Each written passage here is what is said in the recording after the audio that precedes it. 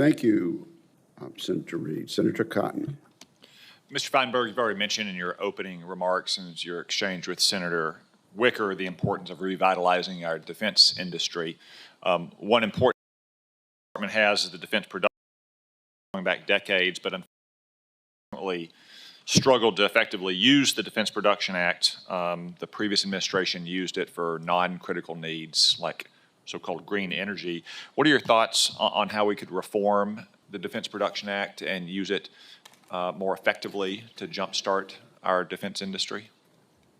Yes, Senator, thank you. It's a great tool for us. I think we have to combine some of our top people at the Pentagon with private sector capability and look at the kind of things that we really need with urgency, speed, of course, a lot of due diligence, but not crushing due diligence, which takes us 6 months, a year and a half, which often happens in those kind of programs.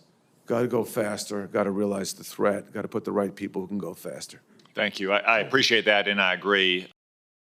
Especially when you get to the subcomponent level in industry, there's a lot of challenges with supply, and the Defense Production Act was passed decades ago out of recognition that when we're in a crisis, as I think we face now around the world, the defense industry simply has to come first when it comes to certain critical components or supply chain challenges. You identified China as the most serious threat we face, certainly the most serious long-term threat we face. I completely agree with that. I'm curious about your thoughts on what are the key acquisition programs underway right now or that might soon be underway that you think we would need in a conflict in the Western Pacific? Obviously, a conflict most likely to happen if Communist China decided to go for the jugular in Taiwan. Yeah, I mean, clearly we need to develop autonomy in significant numbers with a centralized command, effectively brain. And we have to make the right decision on whether we need to build the next generation aircraft or we can rely on autonomy. Of course, we got to improve our shipbuilding. China's very strong there. Our nuclear capabilities are old. We have to upgrade them. And we have to develop hypersonics. We can't allow the Chinese to be faster than us, both in their weaponry and aircraft, and so many more, Senator. Yeah, thank you. I agree on all of those. One question or issue that you mentioned in there is whether we have a manned sixth-generation fighter. I know that you haven't been on the job yet. You haven't gotten all the briefings that we've had on the committee. Do you have any preliminary thoughts on the need for a manned fighter? Well, there's a controversial issue, Senator. I know there's views on both sides.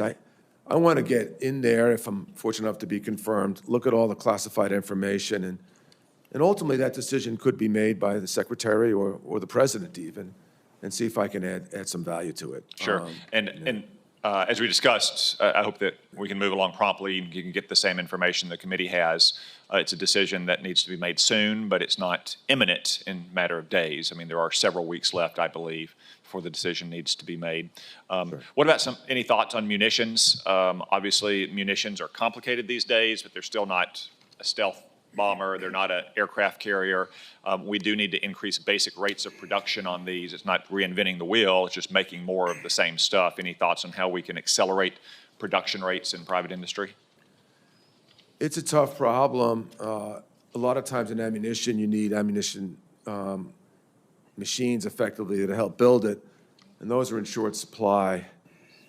You know, my hope is, if I am confirmed, that for each of these shortages, get in there, look at the specific facts, go over it in detail, understand the weaknesses, and come up with a detailed operating plan. And my humble opinion, often in the past, maybe some of the senior civilian leadership in the Pentagon, maybe not as deep into the detail of these. Every operating entity has all sorts of detail you got to get into.